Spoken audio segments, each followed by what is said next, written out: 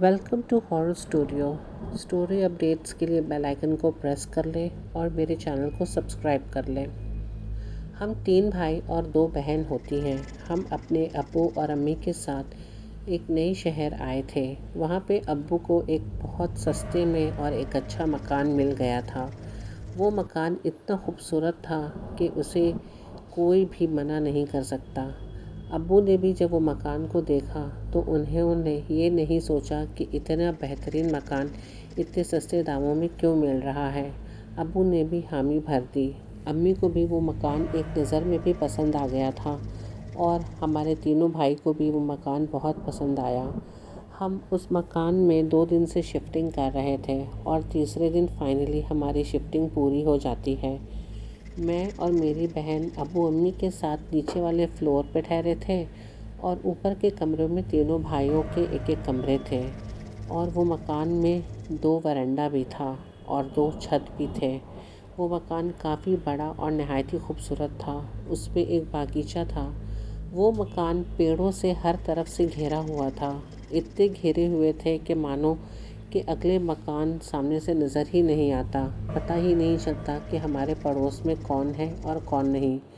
बागीचे की तरफ एक छोटा सा क्वार्टर था जिसमें हमारे ड्राइवर यानी कि अली बाबा, जो कि मेरे अब्बू के बहुत पुराने मुलाजिम थे, वो क्वार्टर उनको दे दिया गया था। जब हम शिफ्टिंग कर रहे थे उसी वक्त हमें उस घर में अजीब अजीब किस्म की आवाज़ें आ रही थी, लेकिन हम इसे नज़रअंदाज कर रहे थे ये सोचकर कि शायद इधर अगल बगल से कोई आवाज़ आ रही है। अब हमारी पूरी अच्छी तरीके से शिफ्टिंग हो चुकी थी। मैं आपको ये बताते चलूँ कि मेरे तीनों भाई अब्बू के कारोबार में उनकी मदद करते थे। मेरे अब्बू का कारोबार बहुत अच्छा चलता था, मानो इतना अच्छा कि मेरे अब्बू बैग में पैसे भर भर करके लेकर के घर आया करते थे।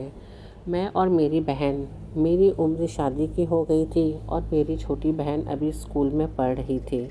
मेरे बड़े भाई का रिश्ता मेरे फूफी की लड़की से लगी थी और मेरा रिश्ता मेरे फूफी के लड़के से लगा था। बस अभी बात ही तय हुई थी। अली बाबा, जो कि हमारे ड्राइवर थे, वो बहुत ही पुराने मुलाजिम मेरे अब्बू के बचपन के दोस्त थे। वो उनके भी वालिद हमारे घरों में काम किया करते थे और मेरे अब्बू के काफ़ी अजीज़ भी थे। वो मानिए कि जैसे हमारे घर का वो एक फ़र्दी है। उस घर में हमारी पहली रात थी। सब हम खाना खा करके अपने अपने कमरे में सोने के लिए चले गए। इत्तेफाक की बात ये थी कि उस दिन हम सबों को एक ही ख्वाब आया और ख्वाब में हम लोगों ने देखा कि हम अपने बिस्तर पे सो रहे हैं और हमारे कमरे में कोई एक बूढ़ा आदमी लाठी लेकर के चला आया, जो कि हमारे सिरहाने खड़े होकर के वो लाठी को हमारे सर के पास ठक ठक करके ठोक रहा हो और कह रहा हो कि बस तुम लोग यहाँ से निकल जाओ, अपना हर सामान लेकर तुम लोग यहाँ से चले जाओ। हम लोगों ने किसी से कुछ भी नहीं कहा, लेकिन दूसरे दिन सुबह अली बाबा ने नाश्ते के वक्त मेरे अब्बू से कहा कि मुझे कल रात एक अजीब ख्वाब आया। और वो ख्वाब ही नहीं, जब मैंने आँख खोला तो मैंने देखा कि मेरे कमरे में एक बूढ़ा आदमी खड़ा था। वो लाठी से ठक ठक कर रहा था मेरे सर के पास और कह रहा था कि इस घर से फ़ौरन बाहर निकल जाओ, वरना तुम्हारे लिए और इन घर वालों के लिए अच्छा नहीं होगा।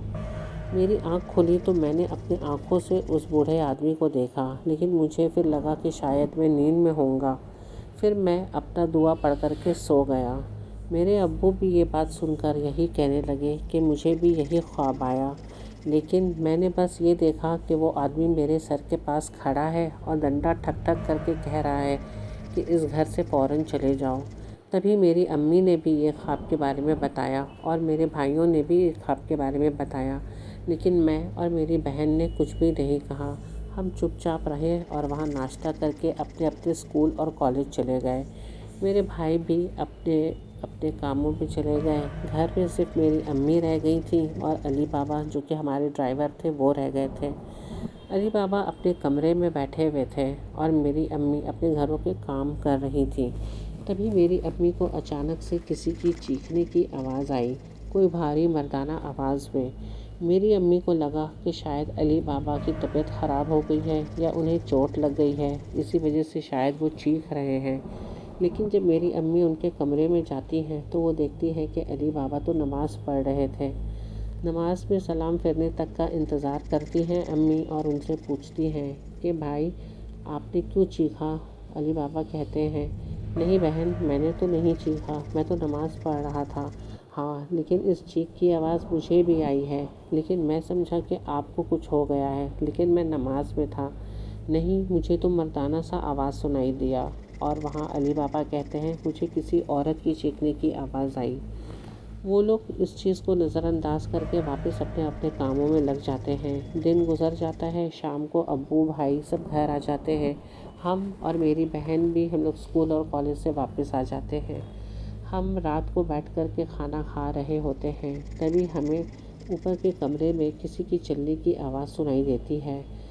چلنے کی آواز ہی نہیں، یہاں تک ہمیں یہ سنائی دیتا ہے کہ اوپر کے کمرے میں کوئی بات کر رہا ہے، مانو جیسے کافی لوگ ہوں اور وہ آپس میں کھسپھسا رہے ہوں۔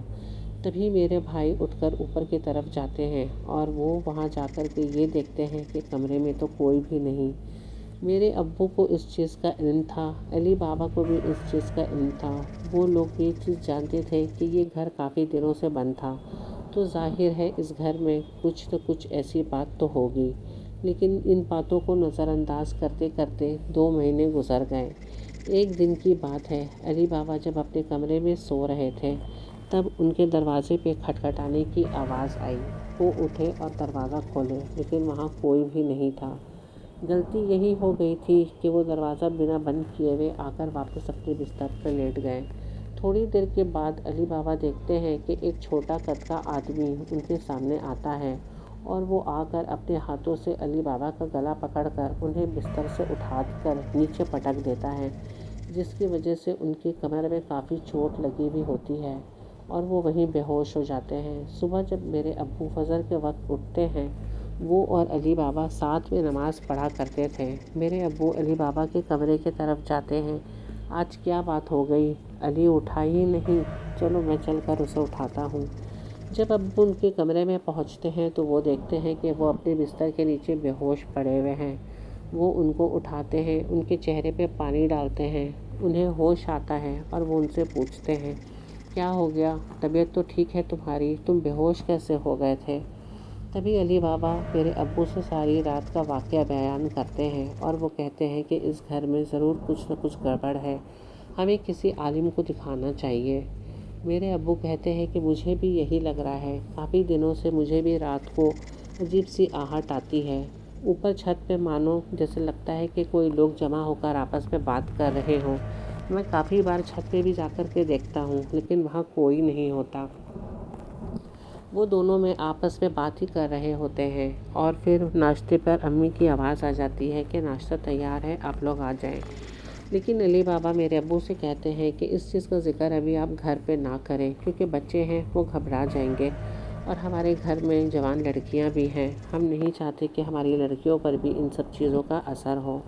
ہاں تم بالکل ٹھیک کہہ رہے ہو علی، میں آج ہی باہر کسی عالم کا پتہ کرتا ہوں۔ یہ کہہ کر سب ناشتہ کرتے ہیں اور واپس اپنے اپنے کاموں میں چلے جاتے ہیں۔ آج میری چھٹی تھی، میں اور میری بہن ہم گھر ہی پر ہوتے تھے۔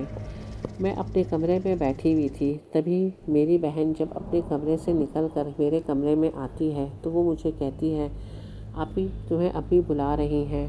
تو میں اسے کہتی ہوں کہ تم جاؤ، میں ابھی آتی ہوں۔ میں اٹھ کر کچن کی طرف جاتی ہوں اور جا کر امی سے پوچھتی ہوں امی کیا ہوا، آپ نے مجھے بلایا، بولیے کیا کام ہے؟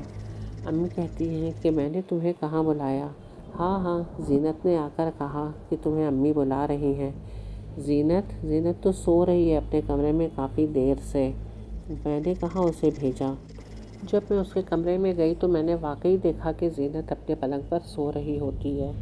میں نے بھی اس چیز کو نظر انداز کر دیا، کیونکہ مجھے تو ان چیزوں کا تھوڑا تھوڑا علم ہو رہا تھا کہ واقعی ہمارے گھر میں کچھ گڑبڑ ہے، لیکن میں اسے نظر انداز کرتی رہ رہی تھی۔ میری کام والی جو کہ چھت پہ کپڑے سکھا رہی تھی، وہ جیسے ہی کپڑے سکھا کر چھت سے مڑتی ہے تو اسے ایسا محسوس ہوتا ہے کہ جیسے پیچھے سے بہت سارے بچے کی آواز آ رہے ہوں۔ وہ واپس چھت کی طرف مڑتی ہے تو وہ کیا دیکھتی ہے کہ جتنے بھی کپڑے اس نے رسی پہ ٹانگے ہوئے تھے وہ سارے کپڑے گرے ہوئے ہوتے ہیں۔ وہ زور سے چیخ لگاتی ہے اور دوڑ کر کے نیچے آتی ہے۔ میری امی ہم سب اس سے پوچھتے ہیں کہ کیا ہوا؟ وہ کہتی ہے باجی میں نے اس گھر میں عجیب عجیب قسم کی آوازیں سنی ہیں، میں نے کبھی کبھی بچوں کی پرچھائی بھی دیکھی ہے دوڑتے ہوئے، لیکن آج جب میں اوپر کپڑے پسار رہی تھی، میں کپڑے اچھے سے پھیلا کر رسی پر آئی تھی اور میں نے دیکھا جا کر کے کہ وہ سارے کپڑے زمین پر پڑے ہوئے ہیں، مانو جیسے کسی نے غصے سے اتار کے پھینک دیا ہو۔ کیا بول رہی ہو تم؟ میری امی اسے ڈانٹتے ہوئے کہتی ہیں، نہیں نہیں، اگر آپ کو یقین نہیں تو اب چھت پر چل کر کے دیکھیں۔ میں، میری امی، میری بہن اور میری کام والی فریدہ ہم سب چھت پر گئے، اور جب ہم چھت پر پہنچے تو ہم کیا دیکھتے ہیں کہ وہ کپڑا ویسے ہی رسی پر ٹنگا ہوا ہے جیسے فریدہ نے ڈال کر آیا تھا۔ میری امی فریدہ کو چپکے سے کچن کی طرف لے جاتی ہیں اور اس کے ہاتھ میں کچھ پیسے رکھ کر کہتی ہیں کہ بیٹا سنو، یہ سب بات گھر سے باہر نہیں جانا چاہیے، کیونکہ ہمارے گھر میں بھی بچیاں ہیں، وہ ڈر جائیں گی، اور باہر کے لوگ اگر ایسے سب بات سنیں گے تو وہ ہمارے گھر کے بارے میں کیا سوچیں گے۔ فریدہ 2 دن تک کام میں نہیں آتی، اس کی طبیعت کافی خراب ہو گئی تھی، اسے کافی تیز بخار تھا۔ اب ہم اور امی ہی گھر کا کام سنبھال رہے ہوتے ہیں۔ وقت ایسے ہی گزر جاتا ہے، ہم اس چیزوں کو نظر انداز کرتے رہتے ہیں۔ دیکھتے ہی دیکھتے بھائی کی شادی ہو جاتی ہے اور میری بھی شادی ہو جاتی ہے۔ گھر میں بڑی بھابھی آ جاتی ہیں۔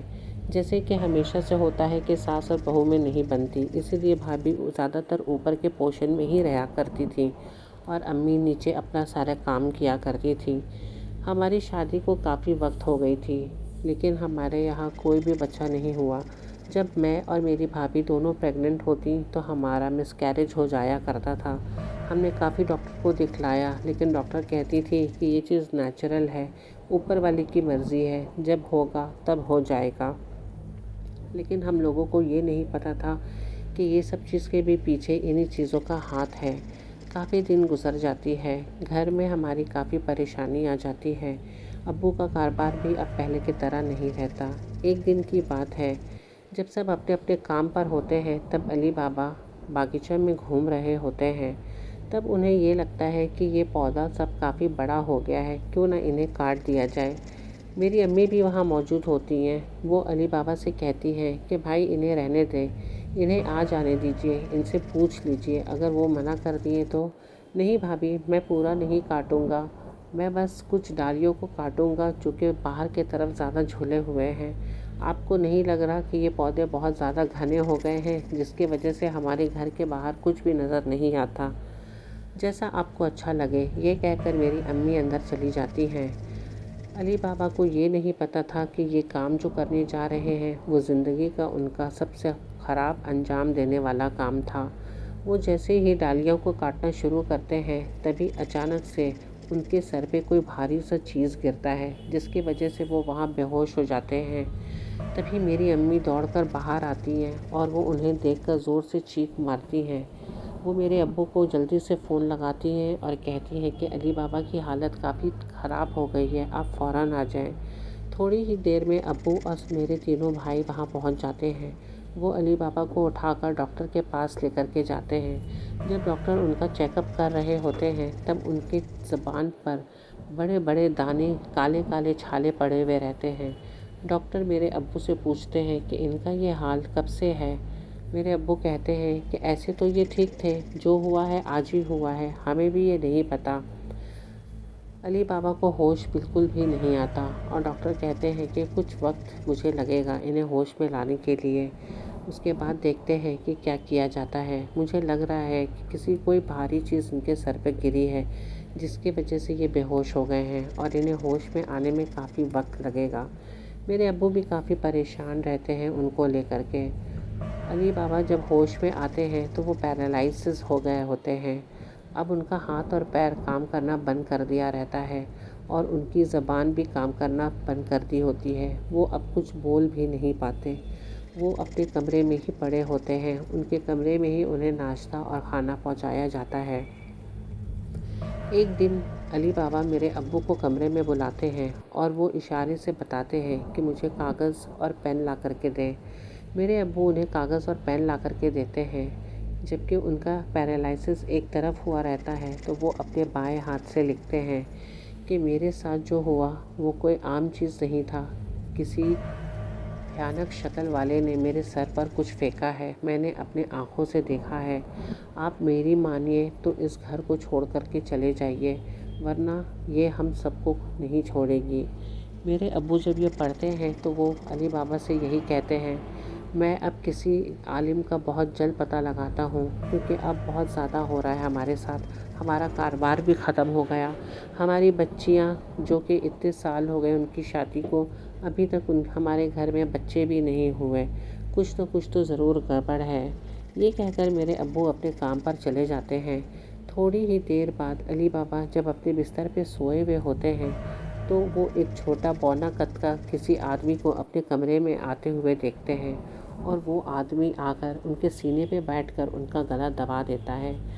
जहाँ तक अली बाबा का आवाज़ तो अब निकलता ही नहीं था, तो वो बेचारे कुछ नहीं कह पाते। वो अपने कमरे में वैसे ही पड़े रहते हैं। जब रात को सब काम से वापस आते हैं और उन्हें खाना देने के लिए मेरे अब्बू जब कमरे में जाते हैं तो वो देखते हैं कि अली बाबा की इंतकाल हो चुकी होती है। घर का माहौल कुछ अजीब सा हो गया था। अब मेरे अब्बू भी काफ़ी परेशान थे। वो यही सोच रहे थे कि कोई अल्लाह का नेक बंदा ऐसा मिल जाए जिसे हम अपना घर दिखा सकें, और वो किसी से जल्दी शेयर भी नहीं करते, क्योंकि लोग घर के बारे में कैसे कैसे बात करना शुरू कर देंगे। एक दिन जब अब्बू मस्जिद से नमाज़ पढ़ कर के वापस आ रहे थे, तब सुबह उन्हें रास्ते में एक आदमी खड़ा हुआ मिलता है, और वो अब्बू से हाथ हिलाकर कहता है कि क्या आप मुझे थोड़ी आगे तक छोड़ देंगे। मेरे अब्बू यही सोच रहे होते हैं कि इतना सुबह के टाइम ये नौजवान यहाँ क्या कर रहा है, लेकिन अब्बू सुबह फजर का नमाज़ पढ़ने हमेशा मस्जिद स्कूटी से ही जाया करते थे। तो वो उसे कहते हैं, ठीक है बेटा, आप मेरे पीछे बैठ जाइए, मैं आपको छोड़ दूँगा। जब वो आदमी मेरे अब्बू के पीछे स्कूटी में बैठता है तो मानो ऐसी खुशबू, जैसे कि क्या बोलूँ, मेरे अब्बू वही सोचते हैं कि इतनी खुशबू मैंने आज तक कभी नहीं सूंघी। मेरे अब्बू उससे कहते हैं कि मैं आगे ही रहता हूँ, आप मुझे बता दीजिए कि आपको कहाँ उतरना है। वो कहता है कि ठीक है, आप चलते रहें, मैं आपको बता दूँगा कि मुझे कहाँ जाना है। थोड़ी ही दूर वो एक दरवाज़े पर इशारा करता है कि बस यहीं स्कूटी रोक दीजिए, मैं यहीं रहता हूँ। मेरे अब्बू की आंखें फटी की फटी रह जाती है। वो स्कूटी रोक देते हैं। वो उसी घर में जाता है जहाँ हम रहा करते हैं। मेरे अब्बू को यकीन नहीं होता कि ये आदमी इस घर में गया है। वो कहता है कि मैं यहाँ रहता हूँ, लेकिन यहाँ तो हम लोग रहते हैं। मेरे अब्बू स्कूटी को साइड करके बेल बजाते हैं। थोड़ी ही देर बाद मेरी अम्मी दरवाज़ा खोलती हैं। अब्बू मेरी अम्मी से पूछते हैं कि अभी जो आदमी अंदर आया वो कहाँ है। अम्मी कहती है, आदमी अंदर आया? यहाँ तो कोई नहीं आया, दरवाज़ा तो बंद था, आपने बेल मारा, मैंने दरवाज़ा खोला है, अभी मैंने किसी को देखा है अंदर आते हुए। कहाँ गया वो? अरे कोई भी नहीं आया, मेरा यकीन करें, दरवाज़ा तो अंदर से बंद था। मेरे अब्बू अंदर जाते हैं। वो एक एक कमरा तलाशते हैं, लेकिन वहाँ कोई भी नहीं होता। अब्बू को यकीन हो चला था कि ये कोई और नहीं, ये कोई छलावा था जो मेरे सामने अंदर दाखिल हुआ।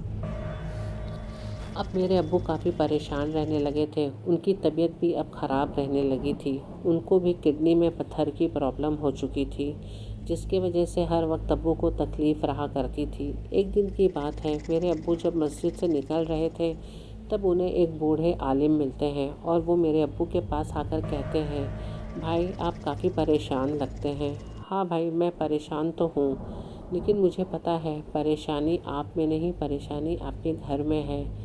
आप कैसे जानते हैं कि मेरे घर में परेशानी है? मैं एक आलिम हूँ और मुझे कुछ चीज़ें नज़र आती हैं। मैं समझ सकता हूँ कि आपके घर में जो हो रहा है वो चीज़ नॉर्मल नहीं है।